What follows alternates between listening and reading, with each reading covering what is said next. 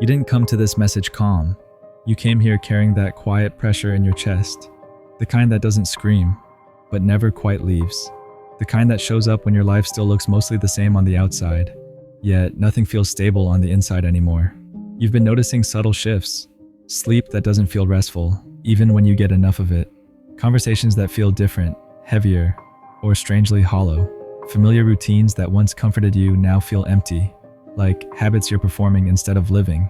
It's as if the floor beneath your inner world shifted just a few inches, not enough to knock you down, not enough to create chaos, but enough that you can't ignore it anymore. And that feeling isn't random.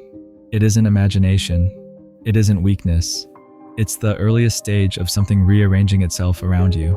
When people reach this point, strange things begin to happen. Not dramatic, movie scene miracles, but quiet, subtle disruptions. Timings feel off. Opportunities that once felt certain suddenly stall. Certain doors don't slam shut. They just stop responding. People you once felt deeply anchored to begin drifting away without conflict, without explanation, without closure. You try to force yourself back into the old rhythm, but your body won't cooperate. Your heart won't either. This is what happens right before alignment becomes unavoidable. The universe doesn't announce its movements with noise. It doesn't send fireworks. It doesn't deliver speeches. It uses friction. It uses discomfort. It uses moments where what used to fit suddenly feels too tight. That's not punishment. That's resizing.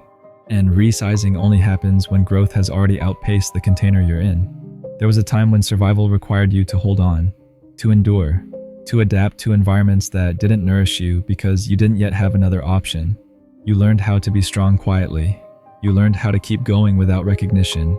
You learned how to carry weight without complaint. You learned how to stay functional even when you weren't okay.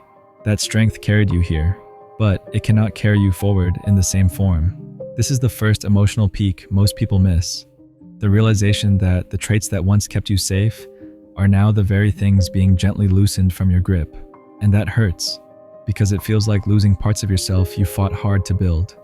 It feels like betrayal. It feels confusing. It feels unfair. But it's not destruction. It's evolution. Weird things begin to happen when the universe decides you no longer need to live in defense mode. You may notice that situations you once tolerated now feel unbearable, not because they got worse, but because your awareness got sharper. What once felt manageable now feels draining. What once felt normal now feels misaligned. What once felt acceptable now feels heavy. Your nervous system is recalibrating. Your emotional baseline is shifting. Your internal world is learning a new rhythm, one that doesn't rely on constant vigilance, emotional self-abandonment, or quiet endurance. There's a universal principle at work here. Nothing moves forward without first becoming unstable. In nature, growth cracks shells. In human life, growth cracks identities.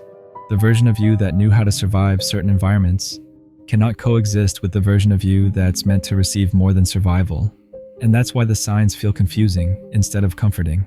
You're standing between chapters, and the space between chapters is always quiet, disorienting, and deeply personal.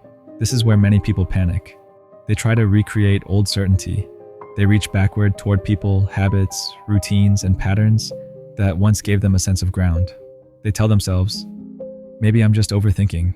Maybe I should go back. Maybe I should settle. Maybe I should stop questioning.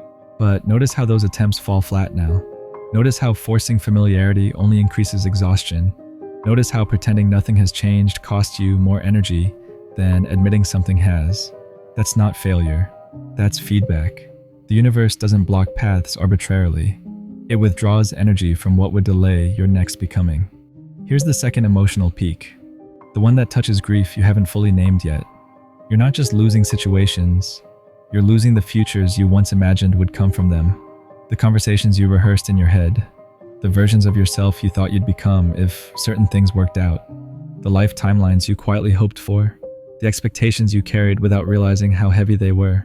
That grief is real, and it deserves to be honored. But what's being protected right now is something you couldn't have accessed from the old timeline anyway. Something that required you to be lighter, quieter, more honest, less armored, less exhausted. When alignment begins, life doesn't add more. It subtracts, with precision, not recklessly, not cruelly, not randomly, with intention. It removes what no longer resonates with your internal frequency. It gently and sometimes painfully pulls away what no longer matches the person you're becoming. It clears space before it fills it.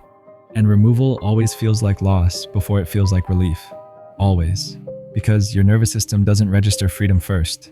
It registers absence. It feels the gap before it feels the gift. It notices what's gone before it recognizes what's possible. That's why endings sting even when they're necessary. That's why closure feels heavy before it feels clean. That's why letting go feels like grief before it feels like peace. You may have noticed your intuition getting louder while logic feels quieter. That's not regression. That's hierarchy shifting. When conscious growth reaches a certain threshold, intellect stops leading and starts supporting. The mind no longer drives. It translates. The heart no longer waits. It guides. You're no longer meant to reason your way into truth. You're learning to sense it, recognize it, feel it before you can explain it. That's why things don't need to make sense anymore for them to feel right. That's why your body reacts before your thoughts do. That's why certain rooms suddenly feel heavy, without explanation. That's why some conversations exhaust you while others restore you, even when the words sound similar. That's why you can't ignore what you feel anymore, even when logic tells you to tolerate it.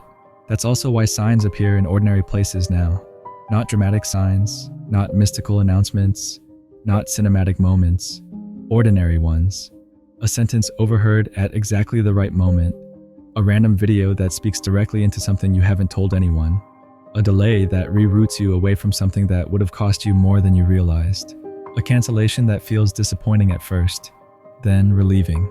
A feeling in your body that won't let you move forward until you slow down and listen. The universe doesn't speak in commands. It doesn't shout. It doesn't force. It speaks in patterns. And right now, the pattern is unmistakable. Everything that feels off is pointing you towards something more honest. Everything that feels unstable is pointing you towards something more aligned. Everything that feels uncomfortable is pointing you towards something more authentic. Discomfort is no longer punishment, it's calibration. Resistance is no longer failure, it's information. Confusion is no longer weakness, it's transition. The third emotional peak arrives when you realize this transition isn't asking you to do more. It's not asking you to push harder. It's not asking you to fix yourself. It's not asking you to prove anything.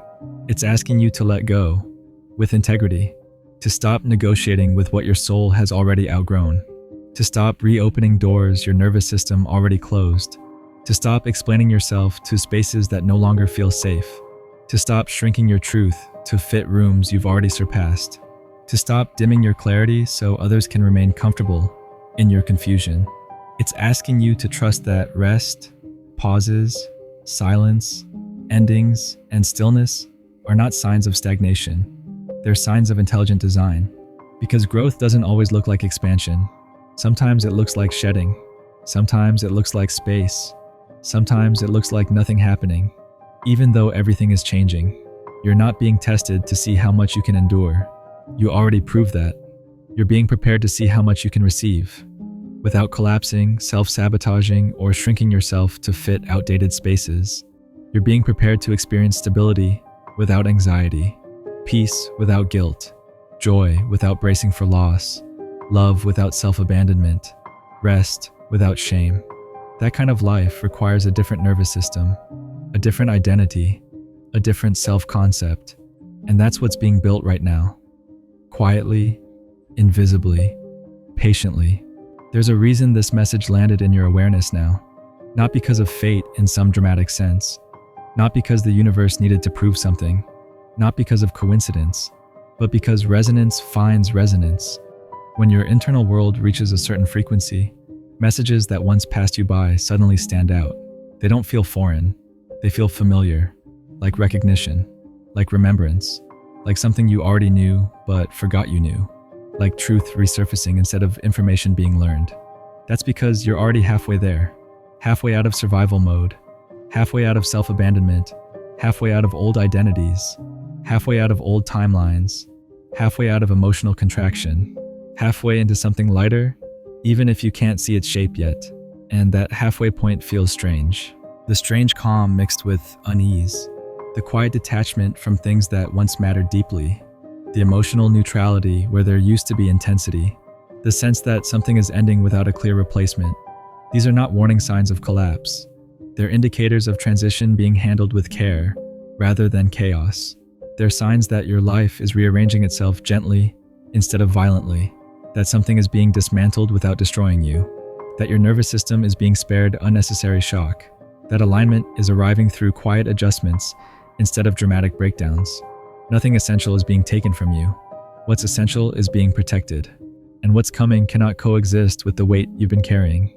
The overthinking, the overfunctioning, the emotional labor, the constant bracing, the constant proving, the constant trying to hold things together that were never meant to be held by you alone. That weight had a purpose once. It kept you alive. It kept you functioning. It kept you moving forward, but it can't come with you where you're going. So, if you've been feeling alone in this phase, understand this. Solitude is not abandonment. It's recalibration. It's decompression. It's detox. It's the nervous system exhaling after years of tension. It's the soul stretching into a quieter shape. It's the pause between inhale and exhale. Not emptiness, but preparation. It's the space required for new alignment to land without distortion. This is where higher consciousness takes root. Not in noise, not in urgency, not in hustle, not in chaos, not in proving, not in performance, but in stillness that feels uncomfortable because it's unfamiliar. In quiet that feels unsettling because it's new.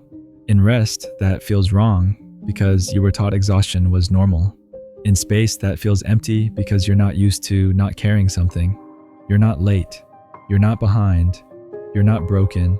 You're not failing. You're not losing your way. You're at the edge of a shift that needed silence, honesty, and courage to arrive. Silence, so you could finally hear yourself.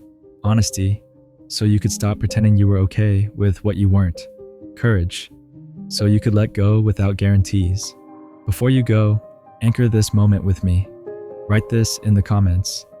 I release what no longer aligns, and I trust what's unfolding for me. Not as a manifestation, not as a ritual, not as a performance, but as a declaration. To your nervous system, your subconscious, your future self, that you're done clinging to what cost you peace, and ready to trust what supports your becoming. And if someone in your life has been feeling unsettled, exhausted, emotionally distant, or quietly lost in ways they can't explain, share this with them. Not to convince them of anything, not to fix them, not to save them, but to remind them they're not alone in the in-between. That this phase isn't failure, it's formation. That this discomfort isn't punishment, it's preparation. That this confusion isn't collapse, it's recalibration. Some messages aren't meant to be consumed, they're meant to be passed on when the timing is right.